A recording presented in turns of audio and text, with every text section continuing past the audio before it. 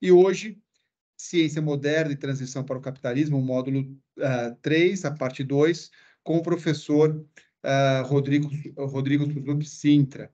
Ele vai falar sobre a dúvida como método, as experiências como fonte das ideias e ideias como fonte das experiências em John Locke.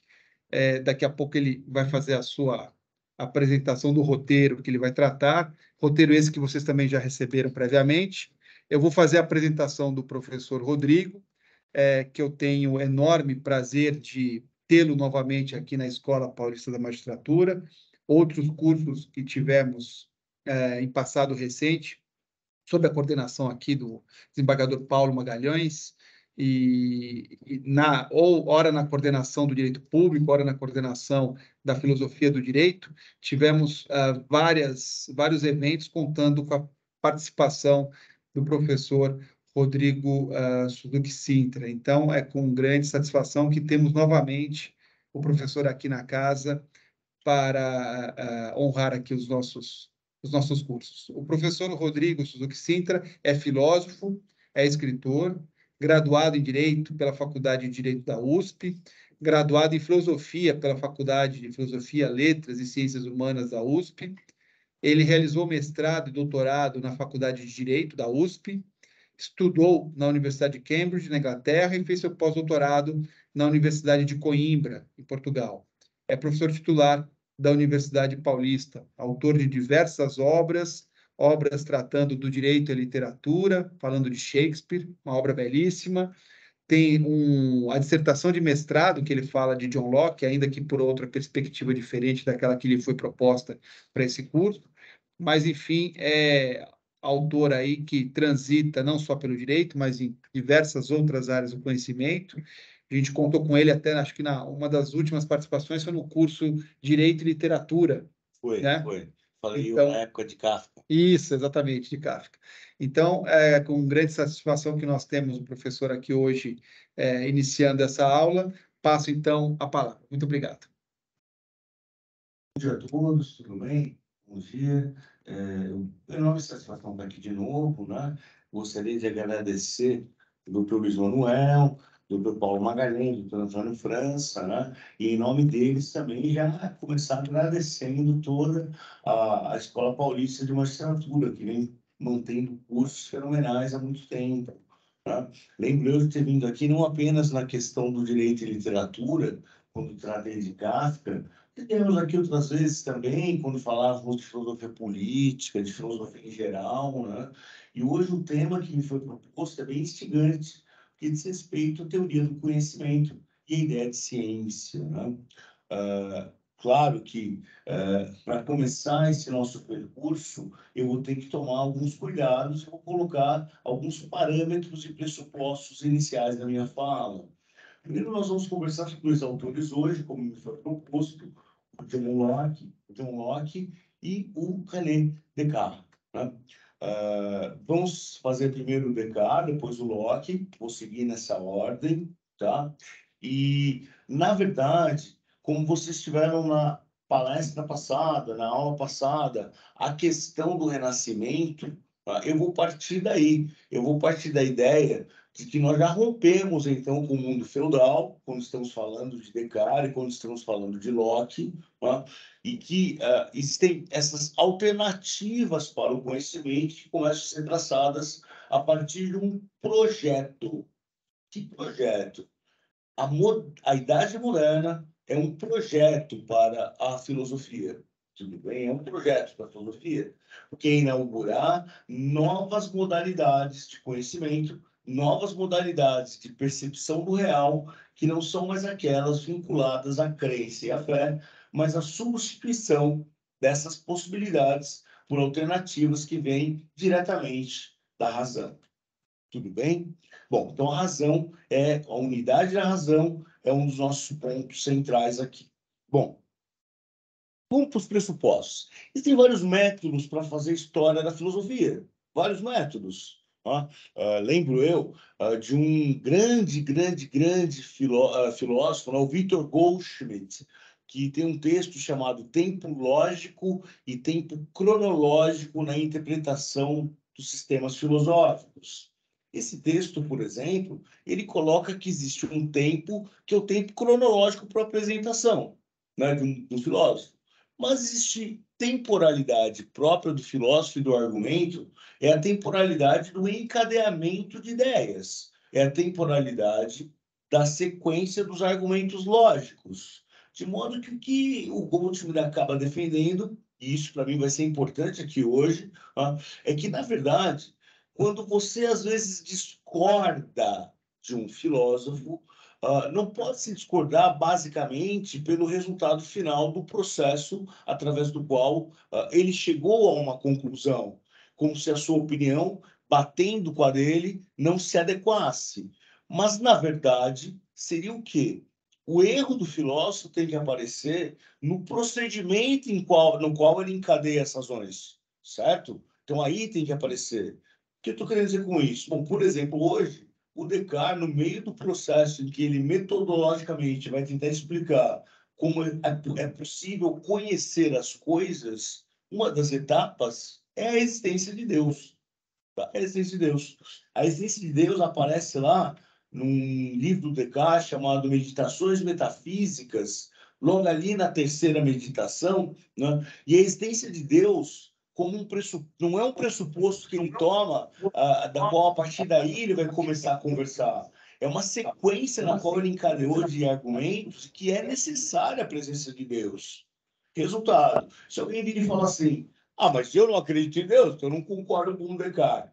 Veja bem, não está aí o problema. O problema é tentar decifrar em que lugar exato Descartes poderia ter cometido um erro na ordem lógica de seus argumentos.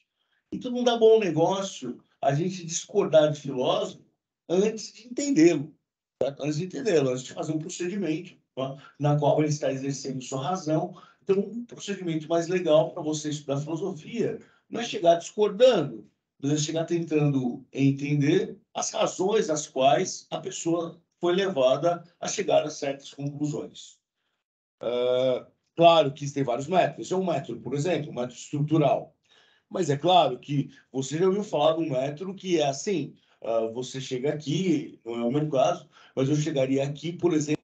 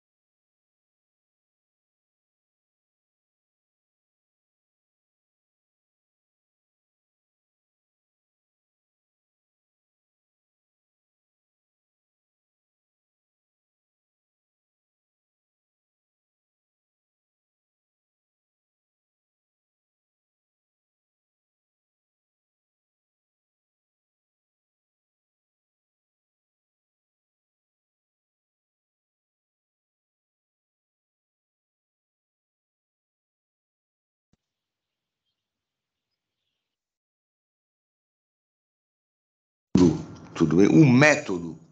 Agora, vamos falar um pouco de método antes de entrar basicamente no autor, que eu já contei para vocês de barato que eu não vou ficar, né? Que eu não vou ficar contando a história da vida dele. Um método, na verdade, é um caminho, sinônimo até da palavra trajetória. Um método, um caminho, uma trajetória. Só que o mais interessante de se pensar num método é que quando você tem um caminho, Você está num ponto aqui, por exemplo. O caminho é essa distância aqui. Você está num ponto aqui, por exemplo. Quando você vai para outro ponto, é necessário fazer uma... Tá estourando aqui o microfone, não tá? Hã? Piorou, né? Bom, é necessário que de um ponto para o outro você tome a medida de que se naquele ponto que você chegou, continuar o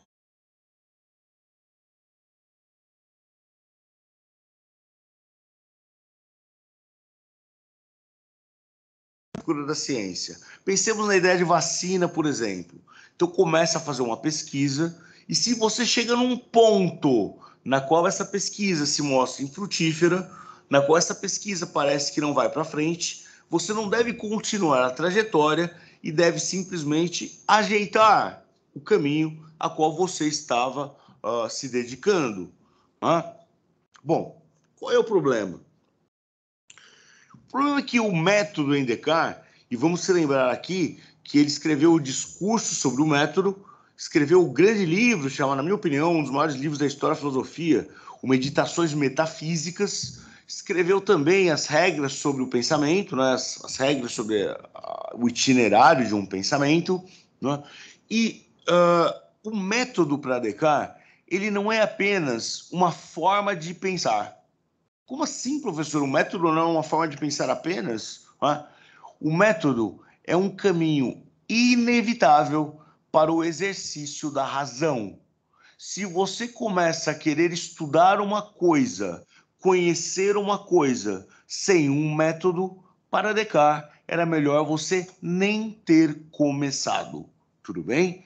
Por quê? Porque estabelecer através de qual maneira você vai chegar a alcançar certos objetivos filosóficos, traçar esse caminho de ponto em ponto, é a única alternativa.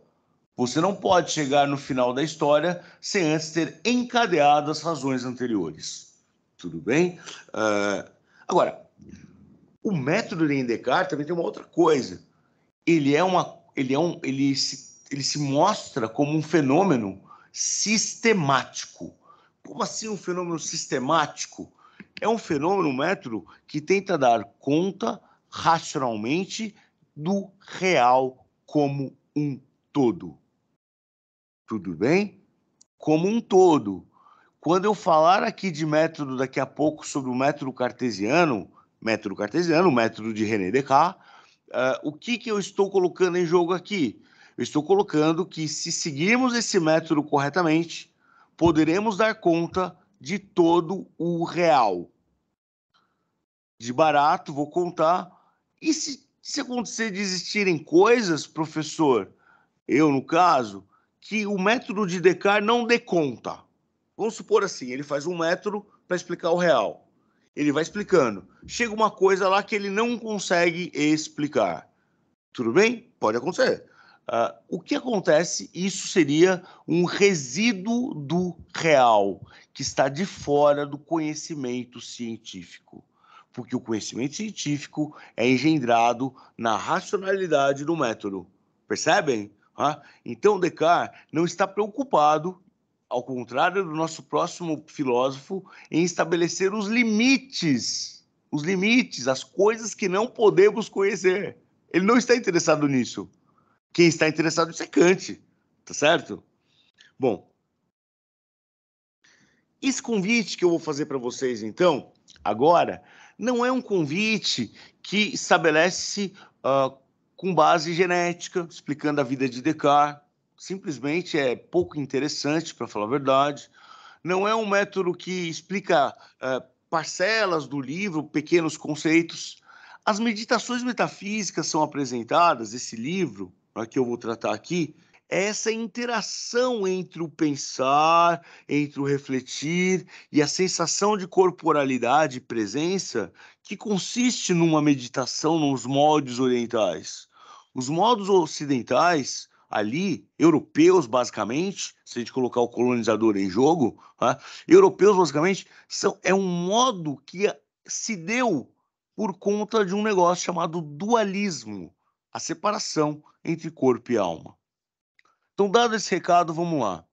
Descartes começa a primeira meditação falando assim: cheguei numa idade, preste atenção, cheguei numa idade na qual, se eu perder mais tempo, sem escrever, eu estou perdendo tempo. E ao mesmo tempo eu acumulei tanta coisa nos meus conhecimentos que já está na hora de escrever. E se eu não escrever agora, ele vai vindo assim. Se eu não escrever agora, eu não vou ter mais tempo de vida para escrever. Ou seja, está na hora exata da minha vida de fazer uma mudança. E a mudança é qual? Eu vou tentar conhecer como as coisas são. Como as coisas são, as coisas, o microfone, a água, a existência, o mesmo, como as coisas são. E daí ele pensa assim: todo homem racional, um dia já se deparou com uma pergunta. Qual pergunta? Será que as coisas são do jeito que eu acredito que elas são? Será que a minha percepção sobre as coisas é igual à percepção daquela moça que está na plateia sobre a mesma coisa? Porque nós não poderíamos fazer o quê? Duvidar de que, de repente, as percepções são diferentes. E mais do que isso, porque eu não poderia duvidar de tudo? Tudo. Aí Descartes estabelece a primeira ferramenta de trabalho. A primeira ferramenta de trabalho filosófico, que é qual? O exercício da dúvida.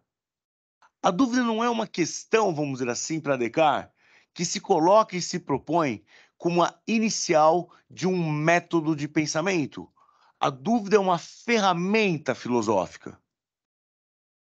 Está errado, portanto, aquelas pessoas que falam assim, estão erradas, as pessoas falam assim: Descartes é um cético porque para ele a dúvida é tudo. Não, a dúvida não é tudo para Descartes. A dúvida é, na verdade, um procedimento, uma ferramenta, ela é um instrumento para o alcance das verdades que são absolutamente indubitáveis. Descartes começa a fazer o procedimento da dúvida para depois chegar às certezas. Descartes não está interessado em morrer afogado na água. Ele está interessado em ver o sol. Tudo bem? Resultado: ele não está interessado em ficar duvidando apenas como um procedimento de brincadeira. Essa brincadeira tem que levar a algum lugar, tá? Bom, essa dúvida vai ser sobre tudo. Como assim sobre tudo? Tudo. Descartes quer colocar sob regime de suspeita. Olhem a frase que eu falei: sob regime de suspeita. Toda e qualquer possibilidade. Para que, se tudo for dubitável mesmo, nada sendo certo no mundo, ele pode até desistir de escrever. Porque, se ao contrário, depois de duvidar de tudo, ele começa a estabelecer e chegar a verdades que não podem ser colocadas sob esse regime de dúvida, então ele começou a descobrir coisas que nós aqui, separados que estamos, podemos conhecer sem sombra de dúvida, sem sombra de qualquer espécie de ocultamento. Essa dúvida, então, é hiperbólica. Como assim hiperbólica, professor? O que significa essa palavra? A dúvida é hiperbólica porque ela é exagerada. Ela é exagerada demais. Você tem uma doutrina que é a Bad Fruit of Poisonous Tree. Vocês devem conhecer isso. Né? Que é o quê? Se você tem num processo de prova, você tem uma prova, uma fruta, né? Que seria o quê? Uma maçã. E ela é podre, aquela prova é podre, ela contamina toda a árvore. Resultado: se você está investigando um determinado suspeito, existe uma prova que é falsa, alguém forjou aquela prova, mas junto com essa tem um monte de provas verdadeiras, não importa. É como se a prova falsa contaminasse as outras, não é isso? Contaminasse as outras e tudo então deve ser colocado sob regime de não aceitação. Tudo bem? Então o que o Descartes vai falar? A dúvida é hiperbólica, por quê? Porque, em primeiro lugar, né, tudo que é falso e duvidoso será colocado de lado. Outra coisa, A dúvida é uma decisão. Como assim uma decisão? Ela não pode ser averiguada de maneira clara se você utilizar os recursos que ela não está pedindo para você utilizar.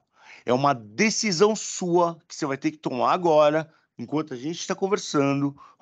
É uma decisão de, por você mesmo, passar pelos caminhos que Descartes está colocando,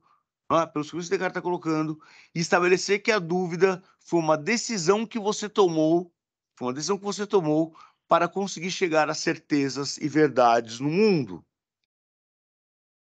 Então, ela é hiperbólica, ela é racional, ela é uma decisão e ela é metódica.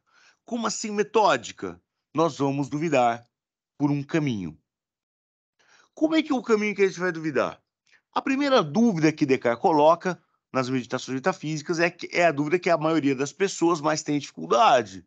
É a dúvida dos sentidos.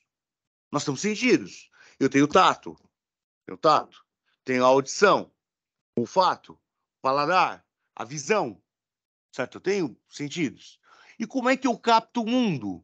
Eu capto o mundo, e isso é o que Locke, por exemplo, vai dizer, através dos sentidos.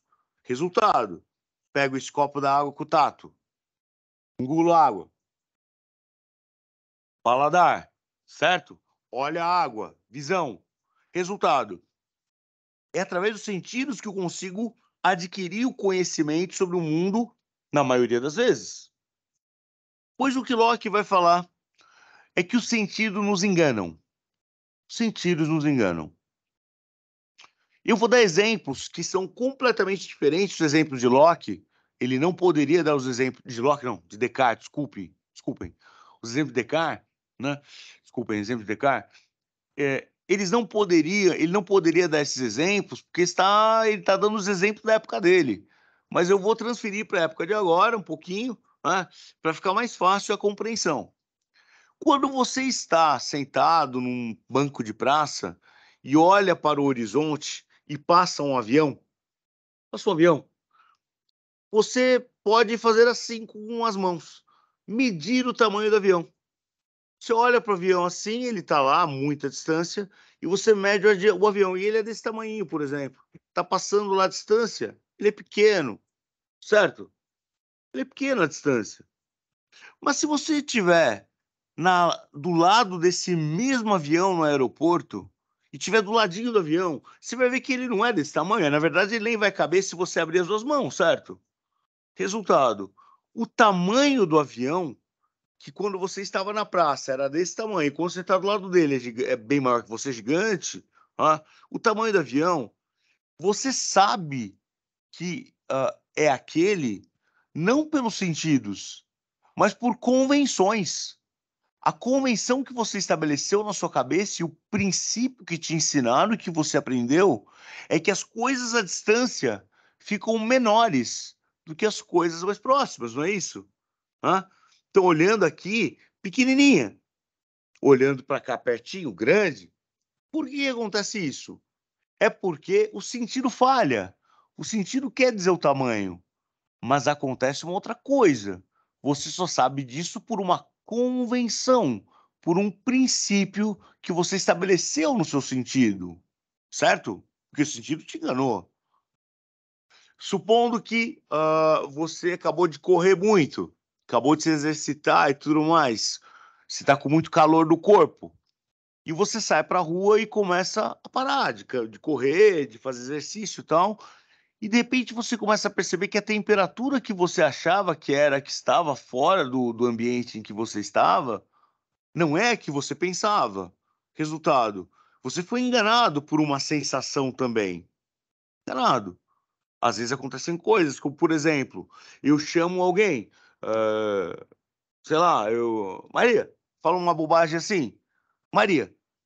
Ela de longe não escuta, mas uma outra pessoa escuta pensando que é ela que foi chamada, certo? Por quê? Porque está à distância, inclusive o quê? A audição pode falhar. Agora vem o ponto. Eu disse para vocês que a dúvida cartesiana é hiperbólica. Resultado: Se o avião é menor e depois fica grande, se eu me confundo quando escuto coisas à distância, se às vezes eu cheiro o cheiro de comida da minha mãe e falo, mãe, era a lasanha que tinha no forno? Ela fala, não, filho, sei lá, é conquile. Eu me confundi também pelo olfato, sei lá. Se essas coisas podem me enganar uma vez só, elas devem ser consideradas como não confiáveis. Percebem? Então, se o avião te enganou uma vez, pelo sentido que você não conseguiu traçar, ele não é confiável. Os sentidos não são confiáveis como um método para descobrir as coisas como elas são. Os sentidos não são confiáveis.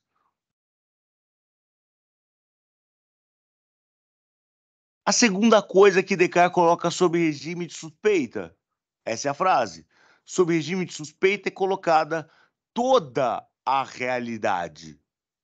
Como assim? Como é que ele faz essa operação? Ele realiza a operação da seguinte maneira: o sonho, o registro do sonho.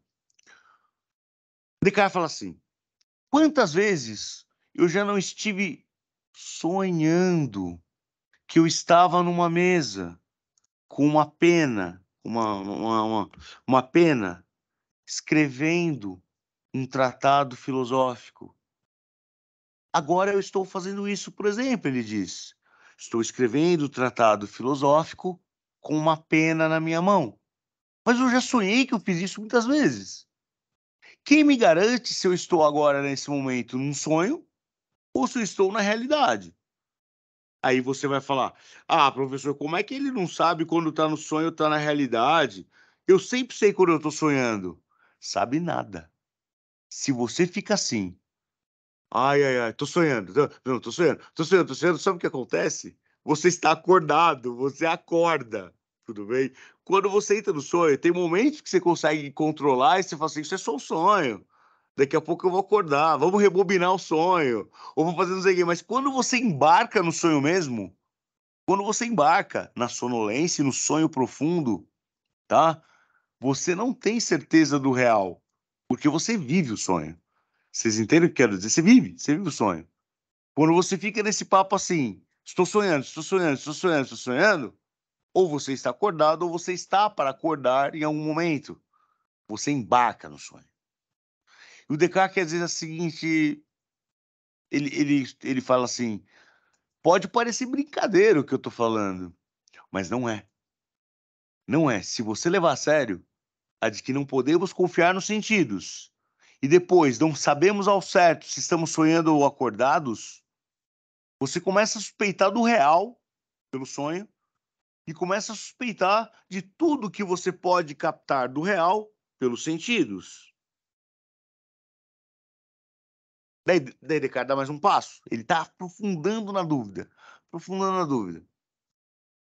Mesmo se existisse o real, mesmo se os sentidos fossem confiáveis ou não, tal. E se existisse uma outra possibilidade? E se existisse um Deus no horizonte?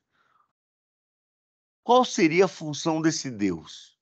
Pois bem, ele começa a pensar e ele fala, mas tem uma coisa que eu não estou duvidando não. Que os sentidos podem me enganar? Podem.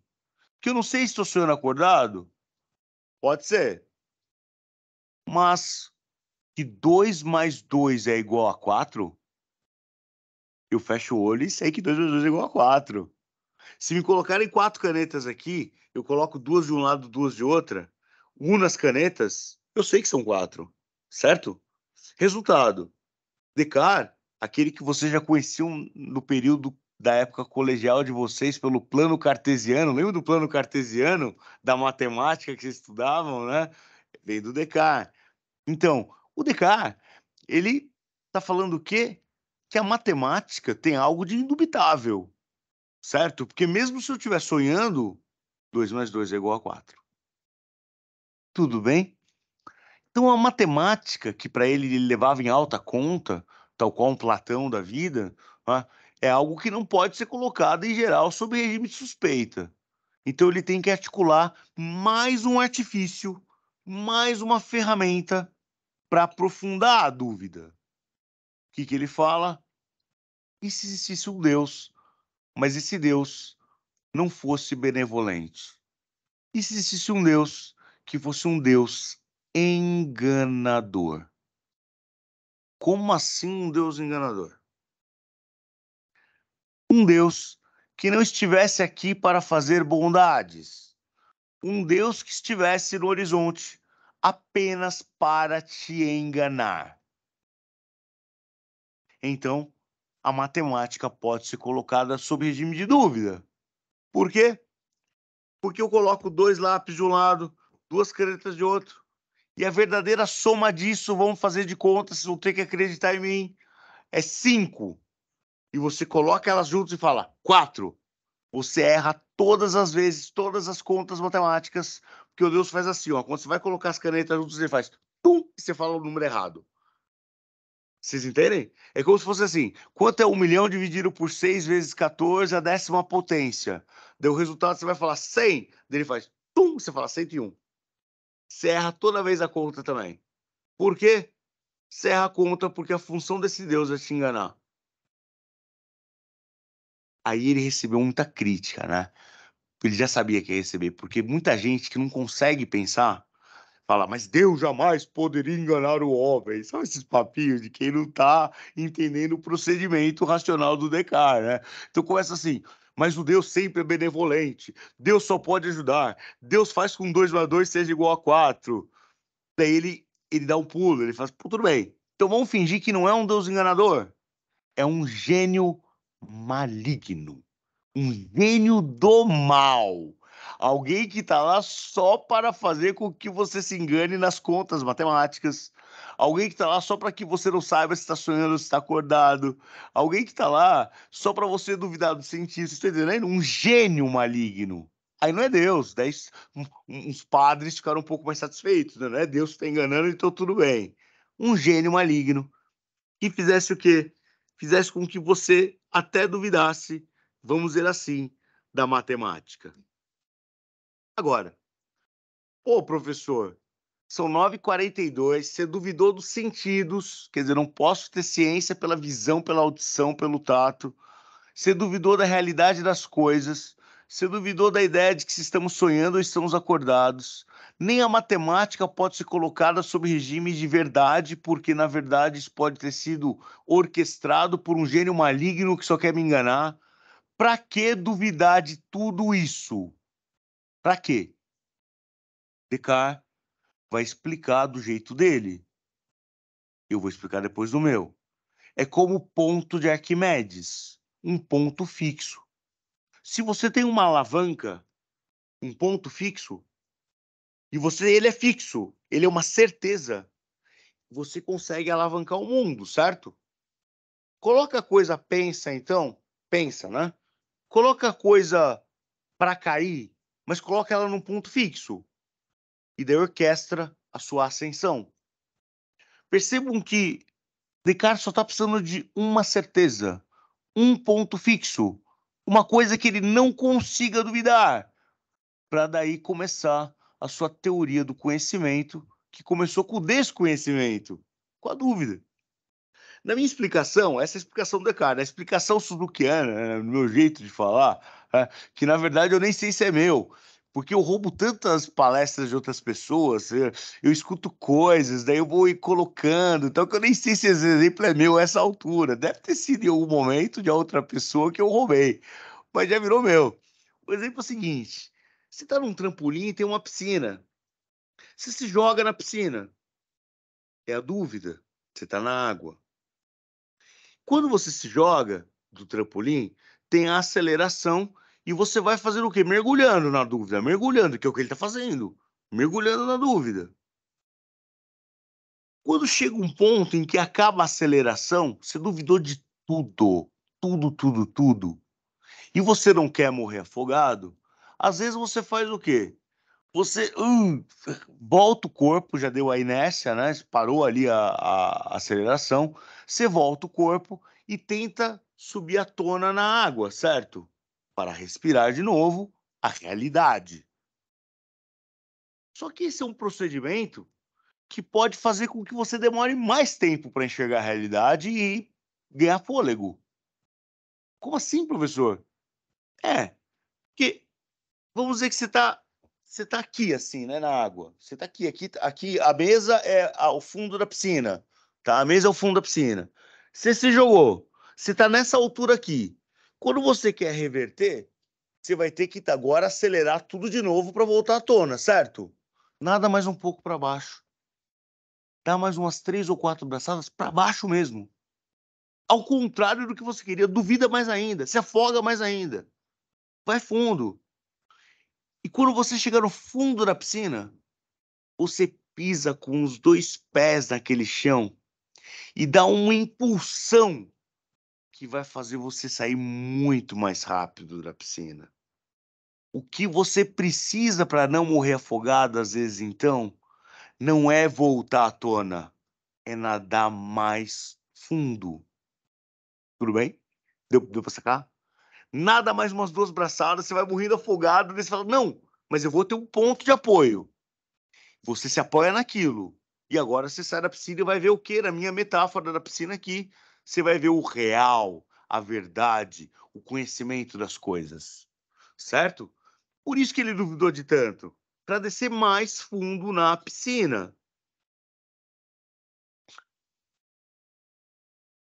Aí vem a questão. Qual é esse chão?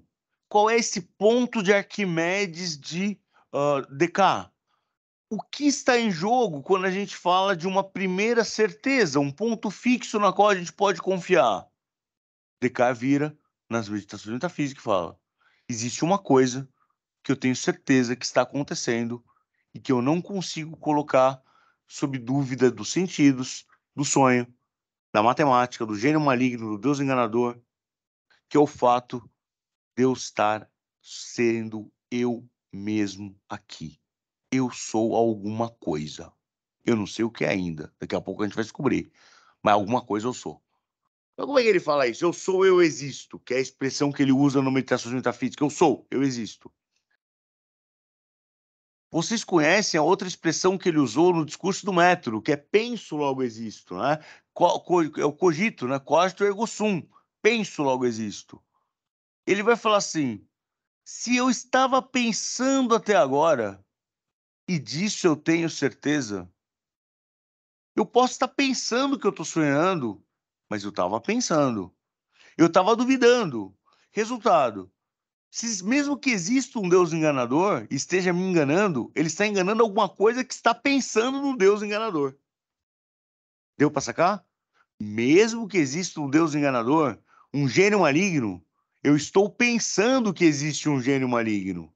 Resultado: Descartes chega à conclusão que, no mínimo, ele é, no mínimo de tudo, alguma coisa que pensa. E como é que é a modalidade desse pensamento? Alguma coisa que pensa duvidando. Tudo bem? Alguma coisa que pensa pelos moldes da dúvida. Então, o primeiro ponto fixo, o ponto fixo é o cogito, penso logo existo, é a ideia de que é por ser um ser pensante que ele consegue sair da dúvida, porque uma coisa ele não pode duvidar, que ele está duvidando. Tudo bem? Ele não pode duvidar que ele está duvidando, isso ele está mesmo. Então, se ele está duvidando, é a prova de que ele é alguma coisa, pelo menos. Professor, qual é a primeira implicação disso fora do registro da filosofia cartesiana? Primeira implicação, sabe qual é? É que na ordem das sequências do universo, como eram pensados pelos filósofos, Deus existe e Deus cria o homem, tá? Resultado: na precedência de existências, Deus estava acima da existência humana. Descartes vai falar que aqui, pelo menos, para ter um conhecimento que seja indubitável e fixo, a primeira certeza que ele tem é de que ele é, não de Deus. Vocês entenderam? A primeira certeza vem dele. Ele é enquanto um ser pensante, enquanto alguma coisa que pensa. Lembram vocês que eu falei do dualismo cartesiano, que é corpo e alma? Uma outra consequência aparece como terceiro ponto fixo de Descartes. Qual é? É mais fácil eu conseguir explicar para mim mesmo. É mais fácil eu conhecer as coisas baseado no que eu tenho na minha mente. Ou seja, a alma ou o espírito, como vocês queiram chamar, é mais fácil de ser conhecida do que o corpo. Na ordem das razões de Descartes, se você achava uma bobagem o começo delas, que é os sentidos podem dar a sensação de que você conhece as coisas. Então eu olhava para minha mão, e ao olhar para minha mão e sentir a minha mão abrindo e fechando, eu podia dizer, pelos sentidos, eu percebo que meu corpo existe. Descartes vai colocar na ordem das razões dele que é mais fácil você descobrir no espírito que você existe do que olhando para sua própria mão. Percebem? É mais fácil, vou repetir, descobrir a sua própria existência fazendo uma inspeção do espírito do que olhando para sua própria mão. Não é esse o caminho científico mais direto, metódico e racional. Olhar para a mão. Tudo bem? Bom, agora, como sair dessa armadilha que ele armou e que acabou se colocando dentro dela? Ele colocou dentro da regime de suspeitas a sua ferramenta, a dúvida, e descobriu que ele é. Ele descobre que ele é enquanto um ser pensante. Penso, logo existo. Ele descobre mais ainda. Ele descobre que ele é alguma coisa que pensa enquanto tem dúvida. Ele descobre que é mais fácil averiguar que ele pensa do que ele existe como corpo. Mais fácil o pensamento do que o corpo. Como sair de si mesmo e provar a água que está aqui. Provar Deus. Provar o microfone. Provar o amor. Como sair de dentro de si mesmo e provar coisas externas a si. É difícil, né? Porque tudo que ele fez até agora é um procedimento de raciocínio interno. Ele tinha razões para duvidar. Até agora eu só apresentei para vocês as razões do duvidar. Aí vem um movimento que é muito interessante e que Descartes, acho que está na terceira meditação, chama de prova de Deus. Para Descartes explicar, cortando de lado aqui antes de continuar as meditações, para Descartes explicar, né, como é que você vai conhecer uma coisa, ele vai colocar a figura divina no meio. Mas quando ele colocar a figura divina, não é porque Deus quer, é porque Deus é necessário para o procedimento metódico de sair de si mesmo. Considera isso. Se minhas ideias, pensa Descartes, se minhas ideias, as que eu penso como dúvida, ou as que eu penso existem mesmo, que elas existem porque eu estou pensando nelas agora, eu posso pensar em várias ideias. Eu posso pensar na ideia, por exemplo, de azul, uma cor. Eu posso pensar na ideia, eu estou olhando ali o extintor. Eu posso pensar na ideia de extintor. Eu tô pensando, tá na minha cabeça. Eu não sei se ele existe ainda, entenderam? Não sei se o azul existe nas cadeiras, se o extintor existe. Ele tá pensando. E isso é indubitável. Pode ser colocado, não pode ser colocado sob regime de dúvida. Mas ele tem uma ideia daí. Eu tenho uma ideia dentro da minha cabeça que é completa. A ideia completa que eu tenho, totalizante e generalizante, é a ideia de infinito. Infinito. Eu sei o que é infinito. Eu tenho a ideia de infinito na minha cabeça. Eu tenho. Só que o infinito, vamos agora trocar em miúdos, o infinito de todos os atributos que sempre existiram e que as pessoas categorizavam para Deus, é o atributo de todos o mais abrangente.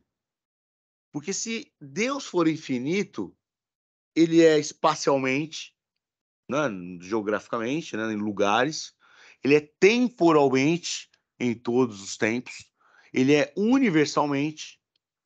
A verdade é que a palavra infinito é como uma metonímia, uma sinédoque de todos os outros atributos de Deus.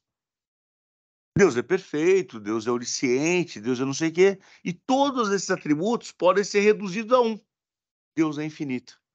Percebem? Deus é infinito. Da onde vem agora o pulo de Descartes? O pulo de Descartes consiste no seguinte: se eu tenho uma ideia de infinito, uma ideia jamais pode acontecer sem uma causa para ela. Uma causa é que produz uma ideia. Uma ideia não pode ser causa de si mesma. Difícil. Uma ideia não pode ser causa de si mesma. Se uma ideia não pode ser causa de si mesma, a causa do infinito na minha mente vem de fora de mim e não de dentro de mim mesmo. Uma ideia não pode ser causa de si mesmo. Então, ela precisa de uma externalidade para a produzir. Qual é a única externalidade possível que pode produzir dentro da minha cabeça a ideia de infinito? Descartes chega à conclusão. A única externalidade possível que pode produzir infinito como noção na minha mente é o infinito fora da minha mente. E esse infinito fora da minha mente só existe um que é possível, que é Deus. Deus, então, aparece como uma coisa que ele acha que ele provou. Vocês entenderam? Ele provou pela ideia de infinito como ideia que só pode ter uma causa exterior a si mesmo. Professor, eu não concordo com o Descartes. Eu não acredito em Deus. Eu sou ateu, diz aquela senhora que está ali. Vejam, por isso que eu falei do começo que o quê? Que em regime de filosofia, às vezes o embate não é eu acredito em Deus e você falar eu não acredito em Deus. É tentar decifrar por que Descartes chegou à conclusão da existência de Deus através de um procedimento metódico que começava duvidando até de que você olhava a sua mão, duvidando de tudo. Percebem? Agora ele já está provando Deus. Tudo bem? Ele começou duvidando da visão, que a coisa está do jeito que você olhou para ela, e agora já está provando Deus. Olha a sequência que ele está vindo. Né? Quando você prova Deus, aí você prova a existência no mundo externo para Descartes. Por quê? Agora sim Deus entra na jogada. Aí a gente inverte o processo. Se antes a gente tinha as razões de duvidar e elas me levavam até o ponto fixo, o ponto de Arquimedes, penso logo existo, não é isso? Agora nós temos as razões de acreditar. E agora que eu tenho um ponto fixo, que Deus está para fora de mim, que o infinito pode criar bondade e as coisas, eu não tenho por que duvidar. Eu tenho que acreditar em Deus. E acreditar em Deus é acreditar na existência das outras coisas. Tudo bem? A existência do copo, ele é o que torna possível o mundo exterior. Uma frase bem cartesiana seria: Deus é a razão de ser de todas as coisas exteriores. Não sei se tem essa frase do Meditações, mas é uma frase bem cartesiana. Deus é a razão de ser de todas as coisas exteriores. É como se agora, depois da dúvida, Deus garantisse a existência das coisas, garantisse os meus sentidos, garantisse os meus sonhos diferentes da realidade. Tudo bem? Bom, é normal fazer o que Descartes fez? Muitos filósofos já fizeram a prova de Deus, tá? Você pode ver lá, Santo Agostinho faz a prova da existência de Deus pela Trindade. Você pode ver lá Locke fazendo suas ilações. Você pode ver Leibniz, né? Vários filósofos já tentaram provar a essência de Deus, cada um de uma maneira diferente, com procedimentos diferentes para chegar lá, né? A graça do Descartes, e agora vocês vão entender quando estudavam, sei lá, no colegial e falavam assim, humanismo, né? Renascimento, humanismo, antropocentrismo, tal. Claro, antes de provar Deus, Descartes provou que é o ser pensante enquanto homem. Penso, logo existo. Na ordem das razões, antes era Deus que criava o homem, não é? E por isso a gente existia. Na ordem das razões e raciocínios de Descartes, é preciso provar o homem antes de provar Deus. Invertemos, o homem é centro do mundo mesmo agora. Humanismo, antropocentrismo. Tudo bem? Agora o homem é centro mesmo. Porque anteriormente vem de cima para baixo a relação. Agora, prova-se o homem primeiro, enquanto ser pensante, enquanto algo que duvida. E depois, prova-se Deus. Claro que, na época de Descartes, ele não poderia ser um ateu. E Deus vai ser a garantia da existência no mundo real. Mas, no entanto, foi esse o movimento. Tudo bem? Um movimento bem humanista, se a gente olhar, né? Existe uma outra coisa como rescaldo aí que talvez se eu tiver tempo no momento da crítica e das perguntas eu possa lançar.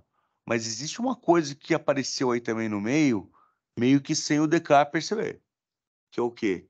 Ele fez todo esse procedimento de conhecer o mundo, as coisas, as pessoas, ele fez todo esse procedimento, ó, de maneira absolutamente individual e solitária, certo? Então, por exemplo, não é um Sócrates que, conversando com um personagem, um Trasímaco da vida, chega a uma conclusão sobre um conceito. Não é assim que nasceu da própria pessoa. Não é assim. O procedimento do Descartes é um procedimento absolutamente solipsista, individual.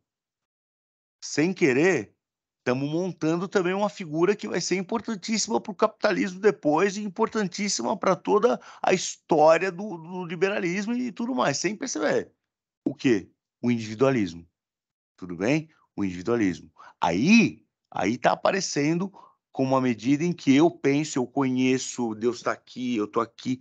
É uma medida de sujeito. Eu estou criando a figura do sujeito. Locke. Depois a gente mistura os dois e termina nas perguntas. John Locke, um inglês empirista, né? Vamos falar um pouco sobre isso. Dá outras alternativas para os modos através dos quais nós podemos conhecer as coisas. Não é que ele não seja metódico, como o Descartes, mas é que ele parte de pressupostos, sim, e parte de ideias muito claras e distintas, eu diria. Locke escreveu o Ensaio sobre o Entendimento Humano, o primeiro tratado sobre o governo, segundo tratado sobre o governo, as cartas sobre a tolerância. Né? As cartas sobre a tolerância, ao contrário de parecer um panfleto religioso, são panfletos políticos, tá? Em que ele tenta advogar pela ideia de que todo mundo tem o direito de ter a religião que bem quiser, menos alguns tipos de pessoa. Se der tempo, eu falo isso para vocês. O primeiro tratado sobre o governo é o texto que ele vai dizer que todo homem nasce livre e não é escravo de ninguém, de Deus ou de um soberano. Locke vai colocar ali uma política clara da liberdade humana. Mas cá entre nós, Locke também era detentor de escravos na vida pessoal, tá? Na vida pessoal, Locke era um escravocrata. Tudo bem? Agora, no texto, lindão. No texto, ele era um sujeito que acreditava na liberdade. Ele tinha ações em empresas de escravos. O segundo tratado sobre o governo é o tratado que ele vai falar da natureza humana e, principalmente, em que ele vai advogar na necessidade da propriedade privada como a diferença e a conquista entre os homens, tá? A propriedade privada. E no livro que eu vou começar agora aqui com vocês, o ensaio sobre o entendimento humano, é o livro que ele vai falar sobre como podemos conhecer as coisas. Professor, Rodrigo, sou eu. Por que você falou da Carta sobre a Tolerância e da propriedade privada no segundo Tratado sobre o Governo? É porque a pequena tese que eu vou defender aqui hoje é o quê? Que o ensaio sobre o entendimento humano, o modo como Locke enxerga a maneira como podemos conhecer alguma coisa, altera também a tolerância e altera a propriedade privada. O que eu estou tentando dizer é que a epistemologia de Locke também se propõe como uma política. A epistemologia de Locke também se propõe como uma política, tá? Eu não, quando eu fiz o meu mestrado, que foi em John Locke, exatamente, nesse autor, o livro chama Liberalismo e Natureza, a propriedade em John Locke, eu não estava muito interessado em provar isso, né? Eu estava muito mais interessado em mostrar como Locke é o grande meritocrata, o cara que acredita na meritocracia, essa palavra horrível, né? Esse modus operandi de pensar, na qual os preconceitos não existem, uma coisa muito louca, né? Locke ele acredita, ele é o criador da meritocracia, na verdade, né? Eu estava preocupado em desbancar o Locke na ideia de que a propriedade privada é a melhor maneira de você ter homens que consigam ser completos. Estava no outro papo. Hoje a gente vai falar do conhecimento humano. E Locke, já vou contar para vocês de barato, vai lutar contra um inimigo teórico. E o inimigo teórico? O inimigo teórico, às vezes, passa... Por exemplo, o inimigo teórico de Locke é Platão, tá? Mas não é um inimigo teórico que Locke encontrou ali no século XVII na Inglaterra, percebem?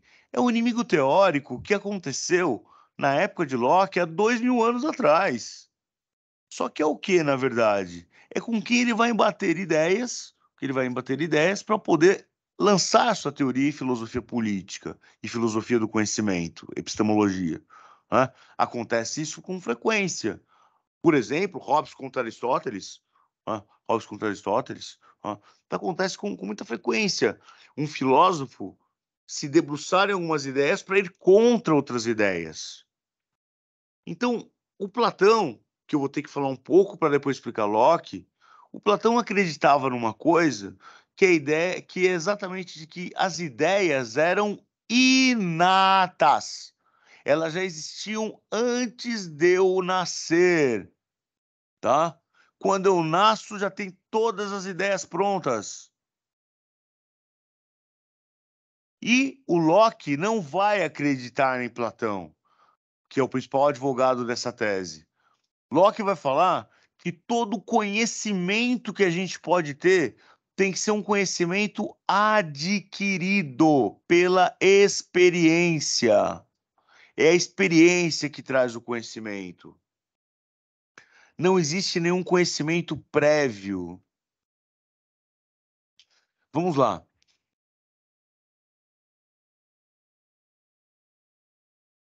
O mito da caverna, que está lá na República de Platão, é um diálogo, né? O mito da caverna, onde Sócrates narra lá o mito da caverna. Vocês devem se lembrar, não vou ficar passando por ele. Mas vocês devem se lembrar que existe um mundo sensível, um mundo que se percebe pelos sentidos, e um mundo inteligível, que se percebe pela razão, se percebe por um outro acesso que não é a sensibilidade. Vocês já viram que filósofos às vezes têm meio mania de desconfiar dos sentidos, né? Da realidade como algo que se possa perceber com os olhos, com os ouvidos, com as mãos. Ele gosta de tentar perceber de outra forma. O Platão queria perceber o mundo inteligível pelo exercício da razão. A frase é boa, exercício da razão, tá? Acontece que esse mundo sensível, esse mundo inteligível, racional e perfeito, ele está lá e sempre esteve lá. Ele é inerte, independentemente dos acidentes que podem acontecer no mundo sensível, né? Acidentes é particularidades não necessárias a uma coisa. Né? Então, por exemplo, paletó ser um paletó, ele não precisa ser listrado. Um paletó ser um paletó, ele não precisa ser amarelo. Se um paletó ser um paletó, ele não precisa ser cinza. São acidentes do paletó. O paletó precisa de outras características para ser como ele é. Agora, o que eu vou falar para você é o seguinte: resultado. A essência das coisas, racionalmente, que você pode ser alcançada, ela é una e indivisível. E ela sempre esteve lá. Os homens têm conhecimento dessa coisa aqui, do mundo pela razão. Acontece, e daí Platão conta um outro mito, o mito de Er, né, em que os homens têm que, quando passam de um momento para outro no espírito, eles tomam uma água de um rio. E essa água produz o esquecimento. E no mito de Platão, alguns homens beberam mais essa água do que outros. E se esquecem com mais frequência das coisas. Outros homens beberam menos, por exemplo, e têm as coisas com maior lembrança. Né? O filósofo é o cara que faz o quê? Platão é o elitista, o filósofo é o cara que faz a transição, é o cara que consegue, por ter talvez até bebido menos daquela água, sei lá o quê, consegue acessar com mais facilidade o mundo das ideias, certo? O mundo racional, o mundo inteligível. E essas ideias já estavam nele. Ele só precisou fazer o quê? Extraí-las. Você deve se lembrar que o personagem principal dos roteiros dialogais de Platão era Sócrates. Acho que o Camilo explicou isso para vocês, né? Sócrates é um personagem principal de Platão. E o que vai acontecer é que Sócrates tem uma técnica, um método, não é bem diferente do método cartesiano. O método de Sócrates é qual? O método de Sócrates é baseado na dialética e na maiêutica. Dialética, conversa-se e no bate e volta, Sócrates começa a provocar ideias na pessoa que já existiam. E de dentro dela brota, nasce, pare-se a ideia central que Sócrates queria trazer à tona. Mas essa ideia já estava embutida na pessoa, é por isso que maiêutica significa parto. A pessoa já era grávida daquela ideia, certo? A ideia já estava lá. Apenas tinha que se puxar para fora aquela ideia. Veja, Platão, Sócrates, eles estão ali num papo em que as ideias são inatas. A ideia já está dentro da pessoa, é preciso parir. Locke não poderia ser mais inimigo do que o possível dessa concepção. Para Locke, somente conhecimentos adquiridos existem. E adquiridos como? Pela experiência, aonde se valoriza assim e muito os sentidos, tá? Os sentidos. Tudo se passa como se fôssemos uma tábula rasa. Já ouviram essa expressão? Uma tábula rasa, uma folha de papel em branco.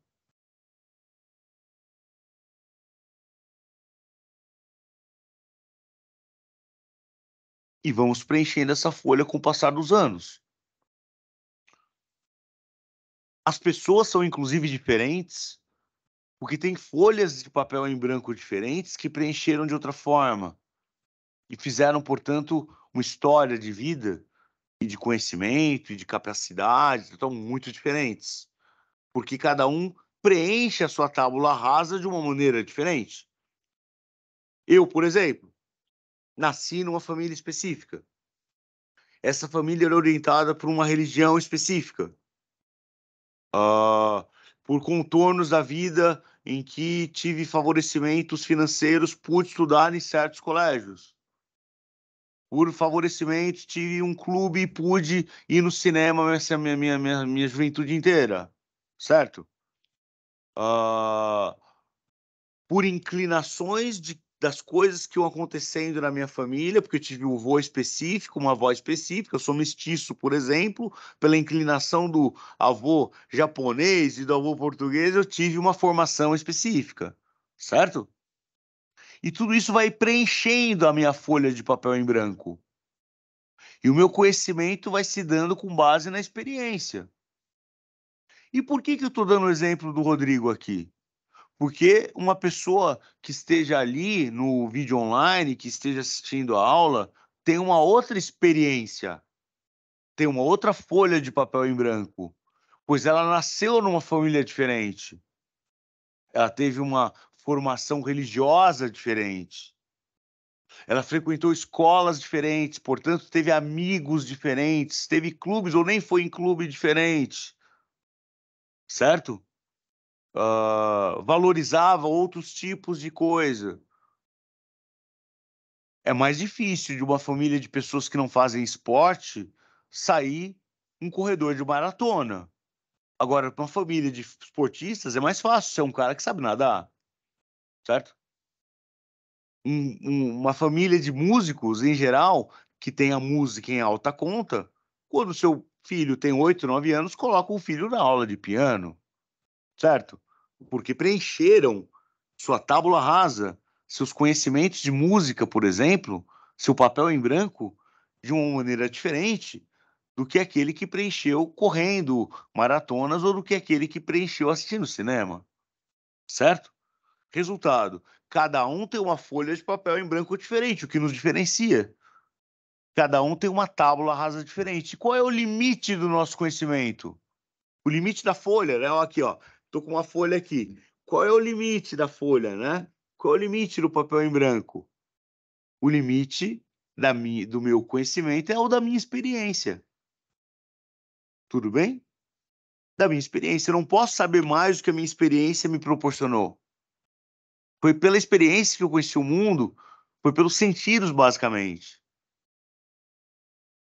Aí sim existe um resíduo do real interessante, né? Porque então, se meu conhecimento somente pode ser dado pela minha experiência, existem muitas coisas que eu vou deixar de conhecer, concordam? Pô, eu não posso ter experiência sobre tudo e vou deixar de conhecer, certo? Pô, vou deixar. Na minha experiência, por exemplo, eu nunca tive um sentimento, vingança. Nunca tive esse tipo, nunca aconteceu na experiência. É a experiência de outra pessoa. Experiência de outra pessoa. Ela que se proporcione isso. Tá? E não vai conseguir sair disso. Eu também não vou conseguir sair disso aqui. Porque o limite do meu conhecimento é o limite da minha experiência. Certo? Não tem jeito. Não tem jeito. Agora, é comum a gente fazer o quê? Comparar esses dois filósofos, como o Descartes e o Locke, como as grandes alternativas, que o mundo moderno trouxe à tona, né, para a explicação de como os homens podem conhecer as coisas. Né? Descartes é colocado, então, se você pegar qualquer livro de filosofia e for lá folhear, aonde você vai localizar Descartes? Ali no século XVII, num tipo de pensamento que nós vamos chamar de epistemologia racionalista. Vocês viram, né? Descartes vem vindo com o pensamento e ele vai descobrir Deus no caminho e vai provar que sua mão existe enquanto uma coisa exterior, depois de ficar as meditações inteiras falando, depois de ficar 100 páginas escrevendo sobre procedimentos em que você nem sequer precisava abrir o olho, que você podia fazer aqui sozinho. Você podia fechar o olho e falar: penso, existo. Será que eu sou algo? Eu sou algo enquanto ser pensante. Se eu sou um ser pensante, eu penso em ideias. Uma dessas ideias é de infinito. Se uma dessas ideias é de infinito, uma ideia não pode vir de si mesma, sempre tem que ter uma causa. Qual é a única causa que pode causar o infinito? Só pode ser um infinito externo. A única coisa de infinito externa que eu ouvi falar é Deus. Então Deus existe como infinito externo, percebem? Fiz rapidinho a sequência. Tá? E o Locke, você vai encontrar em outro capítulo. Você vai encontrar no capítulo da filosofia ainda do século XVII, tá? A filosofia que fala do empirismo inglês. Aqueles empíricos, né? Aqueles filósofos que acreditam na experiência como a medida das coisas.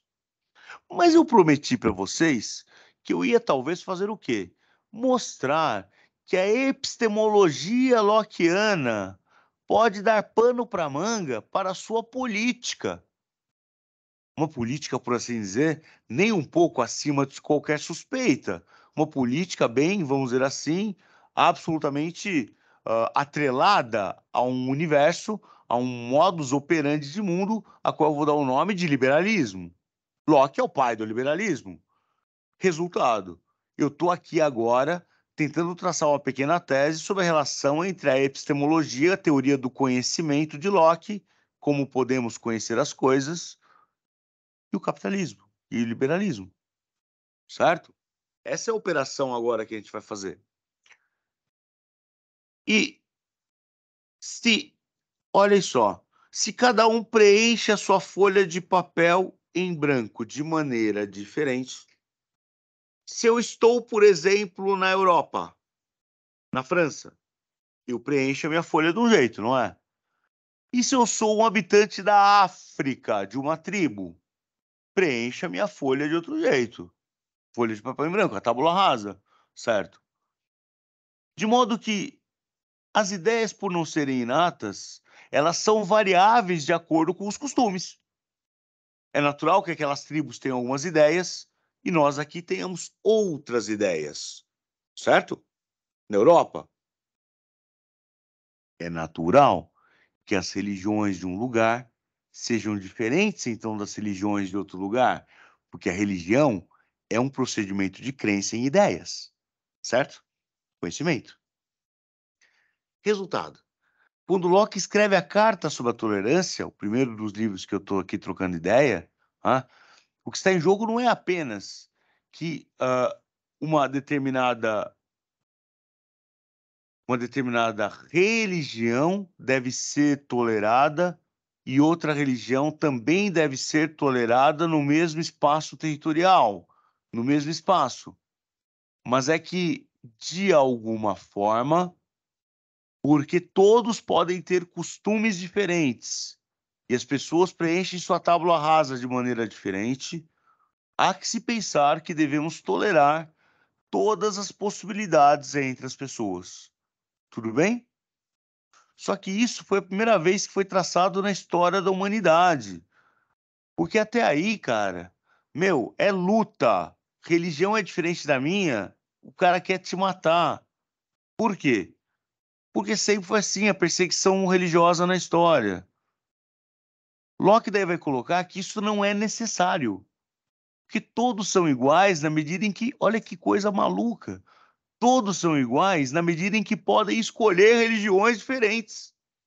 Existe uma igualdade, que todos podem preencher sua tábua de maneira diferente, todos podem ser iguais porque podem escolher uma religião diferente. Isso traz uma igualdade entre as pessoas. Bom, mas o problema é que Locke vai pôr de lado algumas pessoas, só para ficar o registro aqui, né, para não faltar. 4 tipos de pessoas vão estar de fora da tolerância, tá?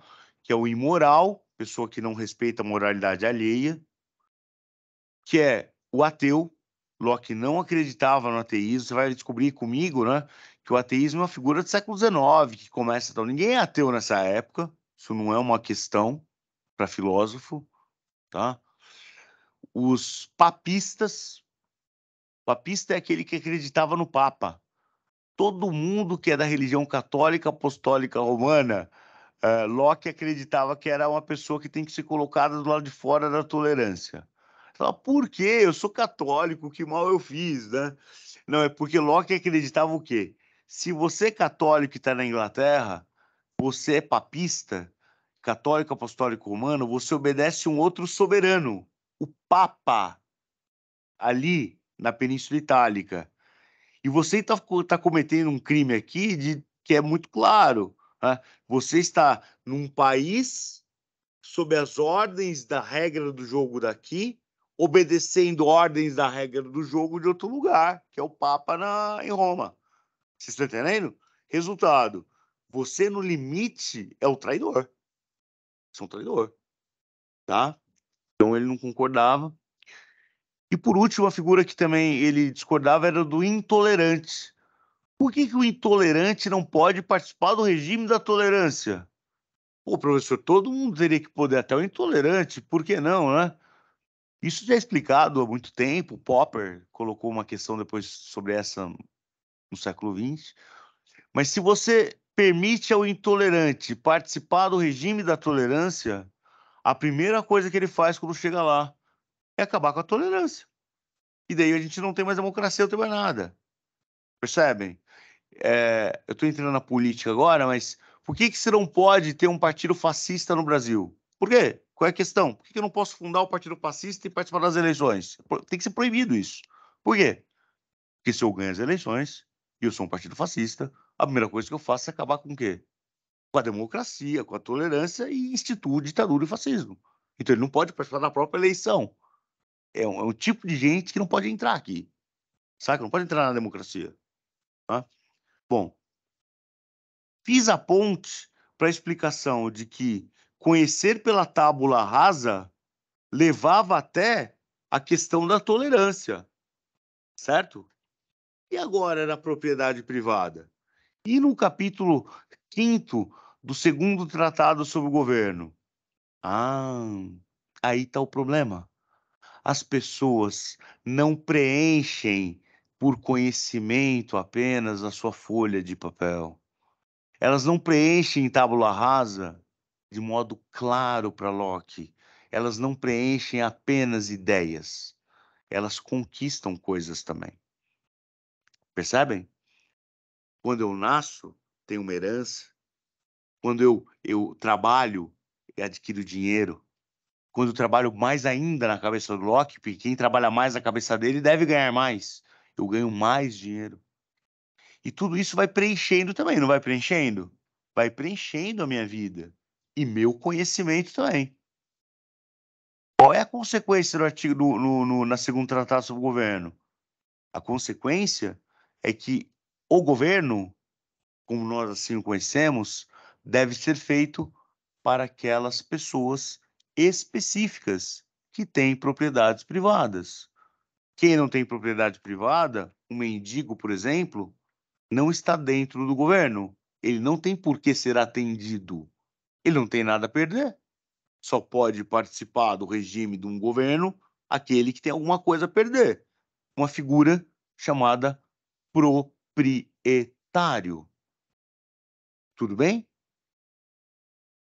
Em Locke, o ser cognoscente, o homem que conhece as coisas pela folha em branco, o homem que adquire conhecimentos, adquiriu coisas também, de acordo com o seu segundo tratado. Começou do zero e adquiriu coisas. Resultado, ele é um sujeito. Mas esse sujeito cognoscente de Locke tem uma palavra que o designa. Ele é um proprietário. Tudo bem?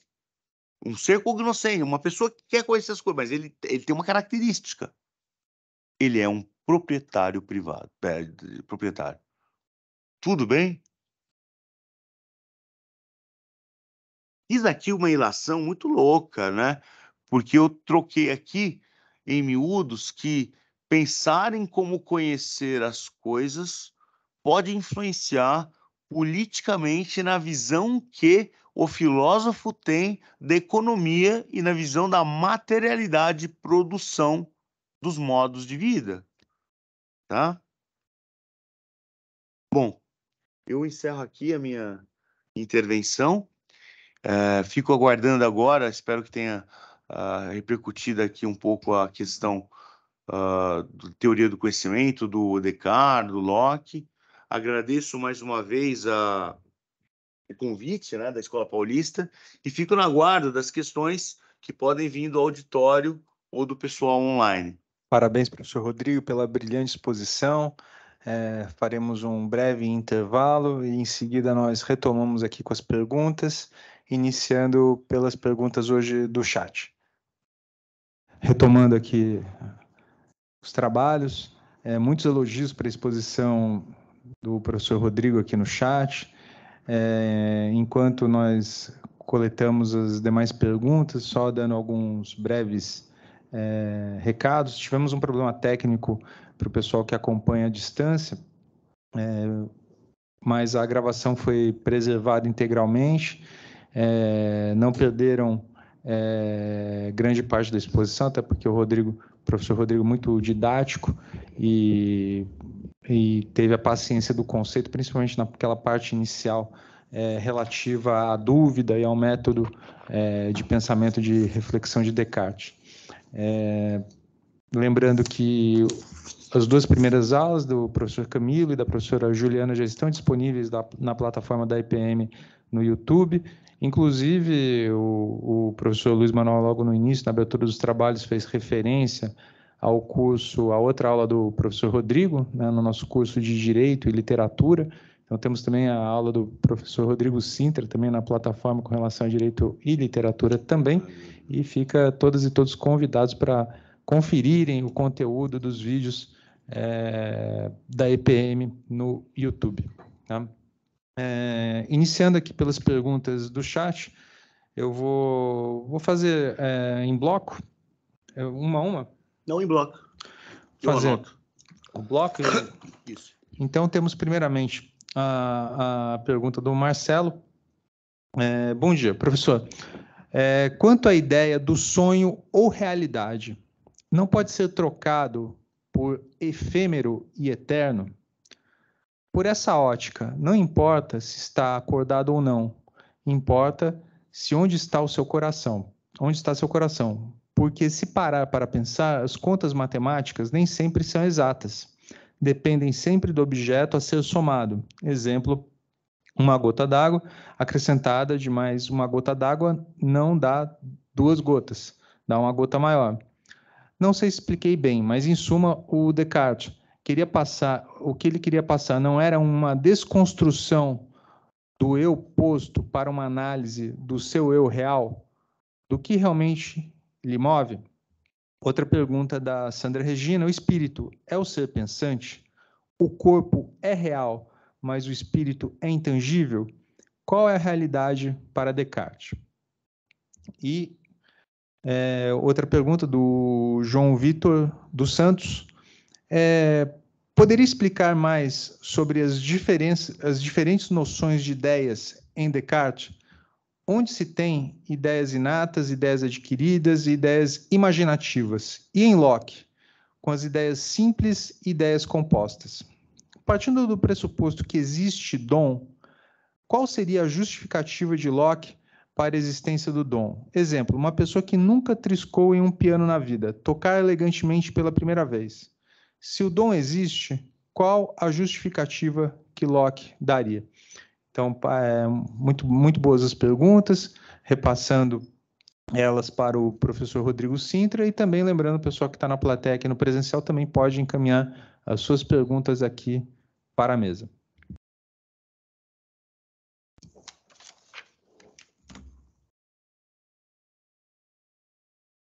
Bom, perguntas muito interessantes, né? Caso alguém da plateia queira mandar também, eu vou começar pela primeira pergunta, que fala sobre sonho ou realidade. E o Marcelo colocou que, será que não seria possível substituir, né, a ideia de sonho e realidade pela ideia de efêmero ou eterno? Efêmero ou eterno? Né? Não poderia ser possível de substituir por efêmero ou eterno. Né? Porque esse sonho que ele está falando aqui não é o sonho como uma ambição, um objetivo. Do tipo assim, eu estou treinando todo dia na academia porque meu sonho é correr a São Silvestre. Não é esse sonho que eu estava falando, tá? Então não é efêmero ou eterno. O sonho que eu estou falando é de dormir mesmo.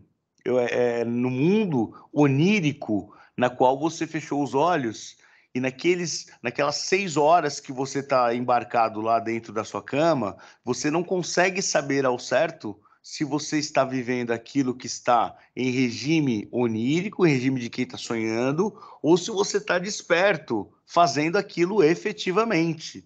Né? Então, a distância entre sonho e realidade em Descartes, né, consiste numa distância que se projeta porque ela é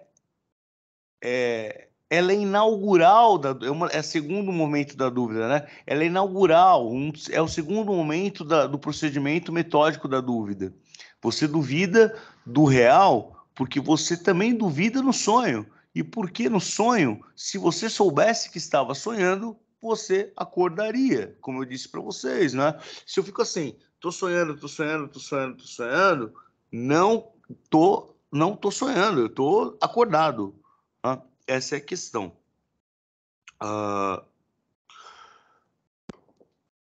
Tem duas coisas nessa pergunta do nosso colega, do Marcelo Wild, aí, que eu também quero chamar a atenção. Ele falou, 2 mais 2 não são exatos. Ele deu um jeito de falar isso. Porque, por exemplo, uma gota d'água mais uma gota d'água não dá 2 gotas d'água.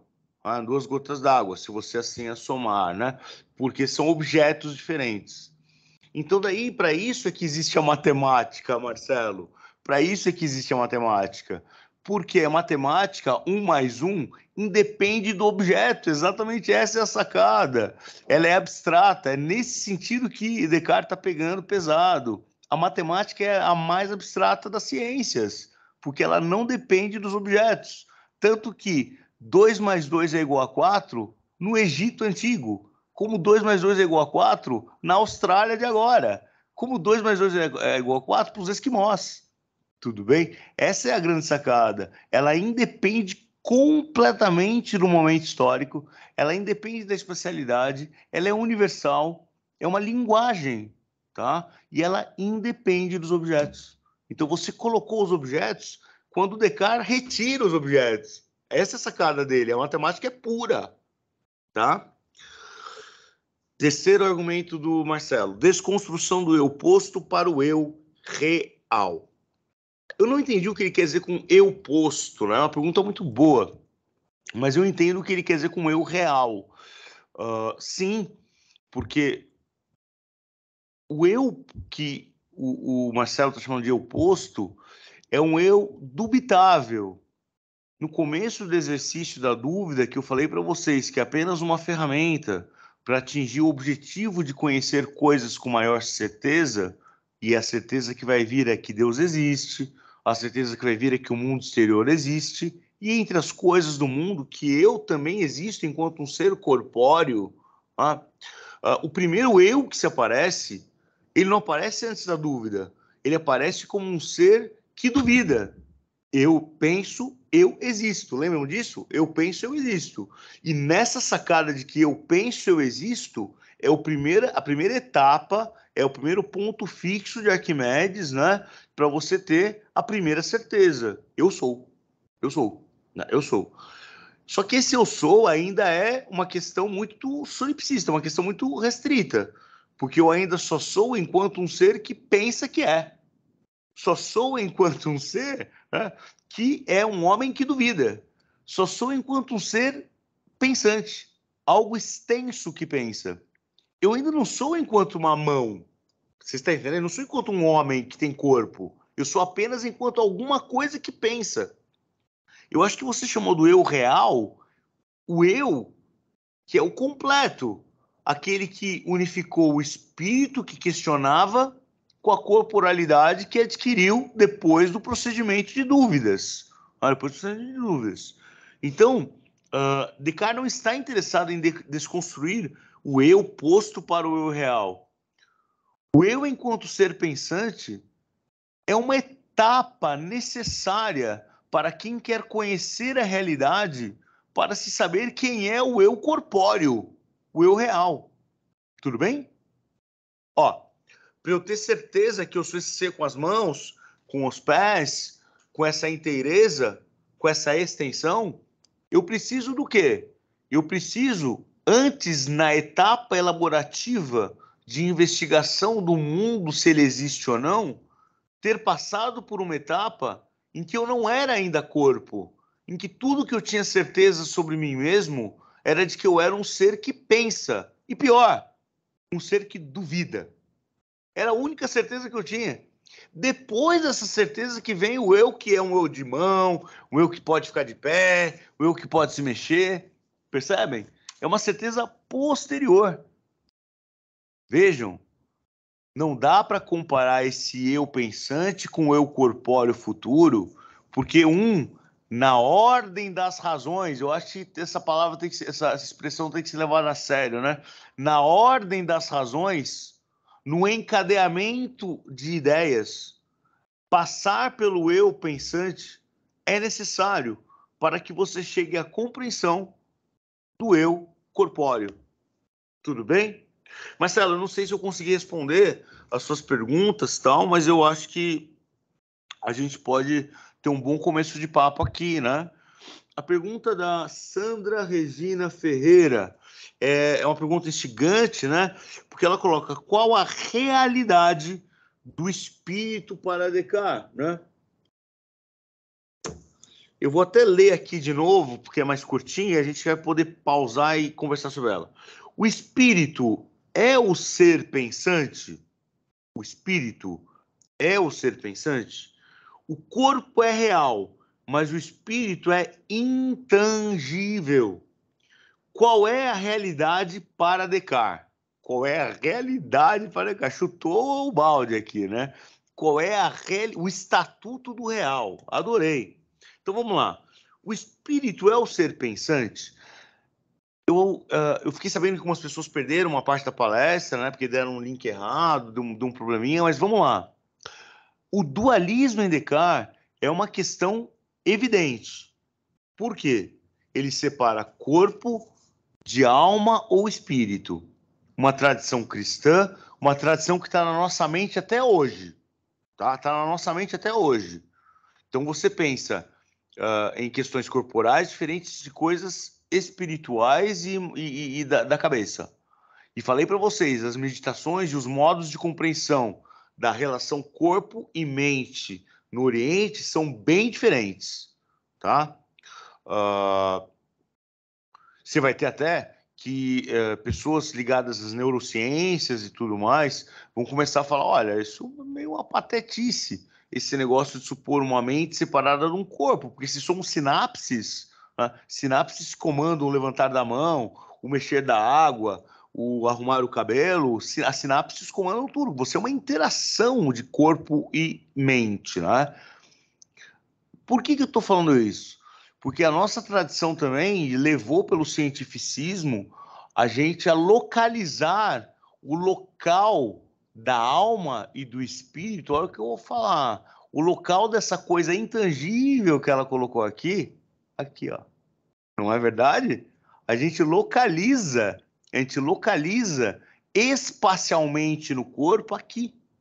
A questão da alma, do corpo. Você não imagina a alma no seu joelho. Tudo bem? Verdade, a gente localiza, é uma tradição que foi indo assim, né? Bom, o espírito é o ser pensante? A primeira pergunta que ela faz. O espírito é o ser pensante? Né? É o ser pensante.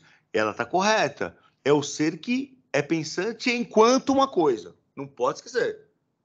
No começo, ele é um ser pensante só porque é capaz de duvidar. Ele fecha o olho e faz assim: eu duvido que os sentidos possam me ajudar. Eu duvido do sonho.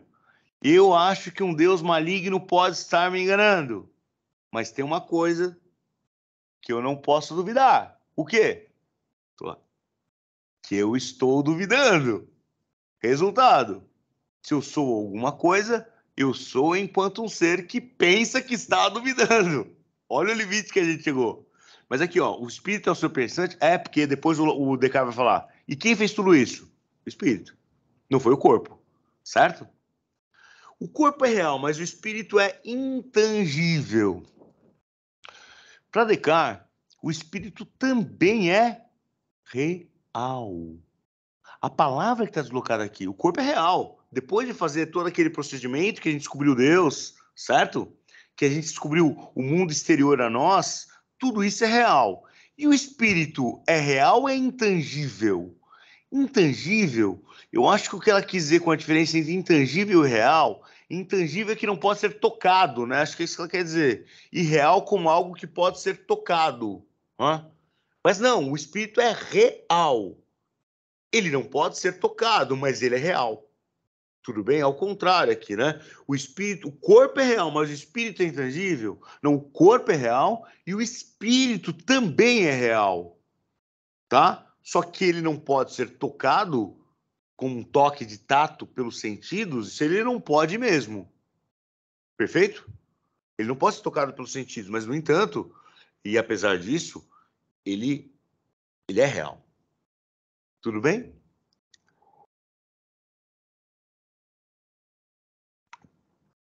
Qual a realidade para Descartes? Bom, a realidade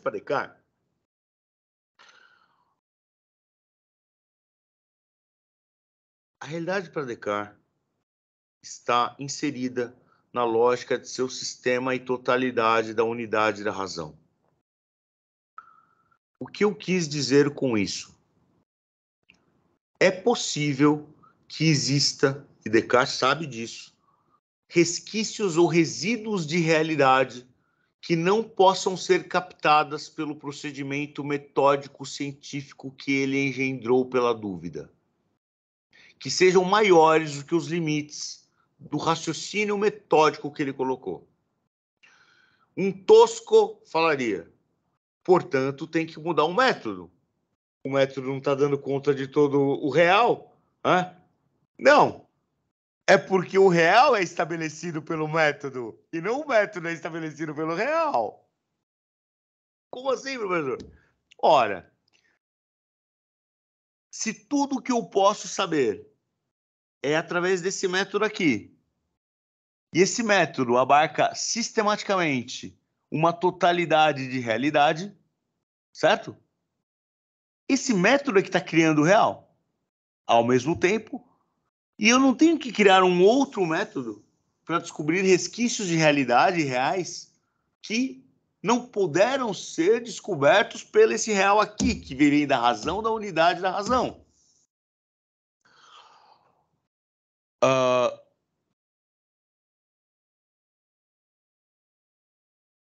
Como se uma consciência menor, sabe uma consciência menor? Uma consciência do tamanho desse copo. Uma consciência do tamanho desse copo é a consciência e a totalidade dessa consciência.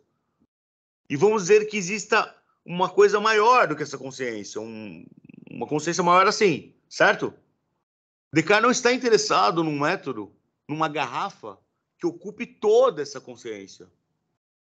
Ao criar ao limitar a consciência que nós temos aqui, já é suficiente para estabelecer o real e sua totalidade.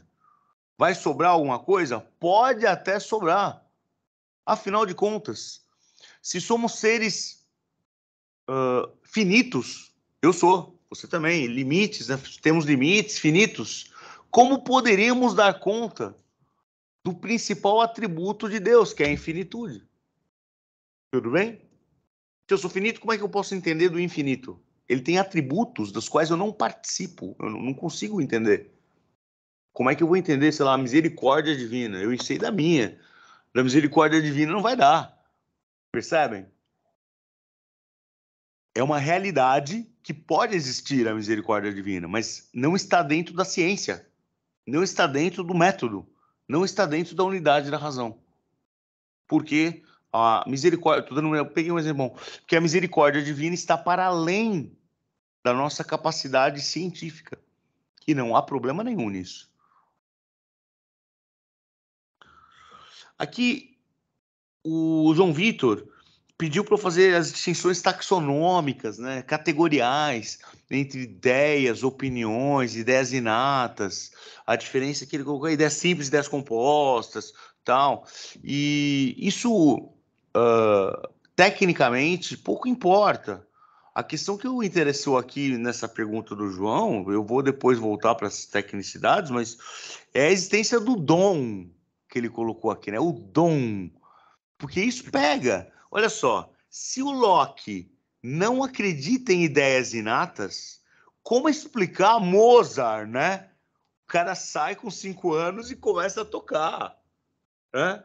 Toca e faz uma sinfonia. Como é que ele explica o Mozart se não existe dom? Não é isso? Ah, se não existe dom, como explicar Beethoven que estava ficando surdo não pegava nem no piano, pegava uma folha de papel, uma pena e fazia lá a harmonia e fazia a música. Como explicar? Se não existe dom, né? Ou a capacidade de pintura de um Picasso, não é? Pegando gênio, se a gente considera, né? Gênio, o Shakespeare, né? Como imaginar se ele não tem um dom, né? A gente costuma, na verdade, falar muito desse tal de dom, né? Tem uma discussão até em Kant. Posso trazer semana que vem? Eu vou comentar de várias coisas, eu vou trazer essa questão paralelinha ali, porque não tem muito a ver com o problema central, mas tem a questão do dom e do talento, né? A diferença, né? O que é o dom e o que é o talento? Né? Porque o dom parece que aquela pessoa ela foi separada das demais antes de nascer, como alguém que vai receber uma estrelinha, não é isso? E vai ter uma característica que as outras não vão poder ter. O talento já parece que é aquela coisa que a pessoa estava inclinada a se dar bem e ela vai desenvolvendo aquele talento e ela consegue, daí, de última hora, entregar uma produção boa. Geralmente a gente costuma falar em dom e talento muito mais na arte do que, na verdade, por exemplo, nas atividades administrativas. Né? Você não fala assim, o gerente da BMW tem o dom de ser rico. Tipo, não é bem isso, né? Não é bem isso. Agora, para a arte, a gente fala, né? Orson Welles nasceu com o dom de filmar. Né? Ele é um gênio. Então, a teoria do gênio, para ser sincero, sempre teve ali na história da filosofia, principalmente pelos alemães. Os alemães adoram a teoria do gênio. Né? O que é um gênio e como ele chega a ser gênio, se é dom, se é talento, aquela coisa toda. Agora, vamos lá. Para Locke, João Vitor, para Locke, a figura do dom não existe. Tudo bem? Então, eu estou sendo claro, não tem dom. Por quê? As pessoas têm ferramentas e características que não são o conhecimento. Como assim? Eu, quando nasci, eu tinha uma ferramenta, a capacidade de aprender. Tinha uma outra ferramenta, a capacidade de falar. Tudo bem? Estou dando 2 exemplos. O nosso colega aqui do lado nasceu com essas 2 características também. Ele pode usar a razão, ele pode falar, mas não é o conhecimento, é a capacidade de expressar o conhecimento, a fala, e a capacidade de ligar conhecimentos, que é a razão. Vocês entenderam o que eu estou falando? O que eu quero dizer é o seguinte: todo mundo na cabeça do Locke, menos as pessoas com retardos mentais, tal, todo mundo nasce com a capacidade racional. Não nasce com mais conhecimento, nasce com a capacidade de desenvolver o conhecimento, certo? De escrever, de falar, de pensar. Só que algumas pessoas, por exemplo, são privilegiadas, escrevem melhor porque desenvolveram melhor esse talento. Outras pessoas falam melhor. Tem aqueles que, tudo bem, mas todo mundo nasce com a mesma característica, tá? Então, Locke não vai ser um teórico do gênio, como a pergunta aqui coloca. Você colocou aqui. Se o dom existe, e o nosso camarada João Vitor colocou o dom aqui em caixa alta. O dom existe. Qual a justificativa que o Locke daria? Então, primeira resposta para o João Vitor. O Locke não acredita que o dom existe. E eu também, se for só a mim perguntar, tenho sérias dúvidas se existe o dom. Dom existe, sabe? Porque ele colocou aqui, se o dom existe, quer dizer, ele acha que o dom existe, João Vitor. O que Locke falaria? Então, ele tem certeza que o dom existe, o João Vitor. Né? A minha pergunta é, eu colocaria sob regime de suspeito o dom. Tá? Tipo, uma pessoa nasceu com a estrelinha premiada de Deus para ser exatamente o maior pianista da história. Não é bem assim. Não é bem assim que me parece que as coisas funcionam. Tem pessoas que têm habilidades maiores, habilidades menores para as coisas e tal, mas existem desenvolturas, existem engendramentos sociais que acabam sendo muito mais, vamos dizer assim, determinantes, muito mais determinantes, né? Então, escutar música desde pequeno, ter um pai que era professor de música, ser colocado na frente do piano aos 2 anos de idade, já ter uma propensão, não uma propensão, uma habilidade, pode facilitar você ter uma criança que mais cedo tem aquela habilidade. Você pode pegar crianças que aprendem a falar, coloca ela na escolinha de inglês, daí colocam 2 crianças, a minha filha aprende com 10 anos, a outra falava com 3 anos em inglês já, né? É porque ela tem o dom de falar inglês? Não é bem assim, são engendramentos das famílias, é a lógica com que vão colocadas, as habilidades que vão se desenvolvendo. Eu sou avesso a acreditar um pouco muito na teoria do gênio.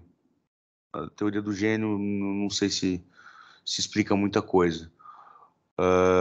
De qualquer forma, esse não é o tema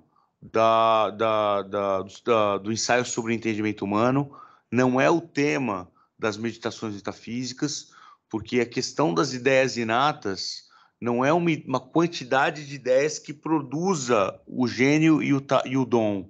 É a capacidade de resgatar ideias, tá? Como se elas já existissem antes de mim. Ó, Marcelo, João Vitor, é como se toda palestra que eu dei até agora, toda ela, se você parasse sozinho para pensar, sem ter assistido a ela, e simplesmente fizesse os movimentos de tentar se lembrar do que Descartes falava, o que é ideia inata, se lembrar de que você pode duvidar, pensar em Deus, você pudesse fazer todo esse caminho sozinho. Por quê? Porque esse conhecimento já lhe era interno e inato. Você só precisava desenvolvê-los e trazê-los à tona. Tudo bem? Isso é a ideia de ideia inata. E é óbvio que o Locke não concorda com isso. Não concorda. Você não tinha essa ideia antes de vir para a aula, por exemplo, aqui. Essa ideia teve que ser preenchida no seu papel, porque você estudou, e daí você vai preenchendo sua tábula rasa e criando o seu conhecimento a partir do zero. Tudo bem? Não sei se eu entendi direito. Bom, pessoal, eu acho que eu encerrei aqui.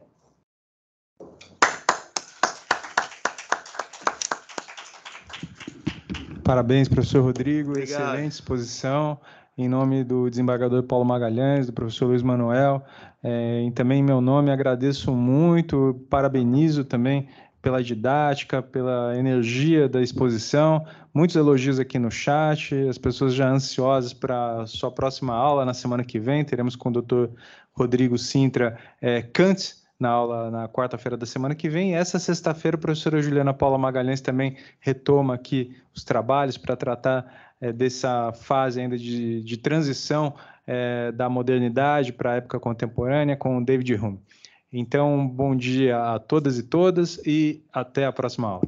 Obrigado. Valeu, prazer aí. Obrigado.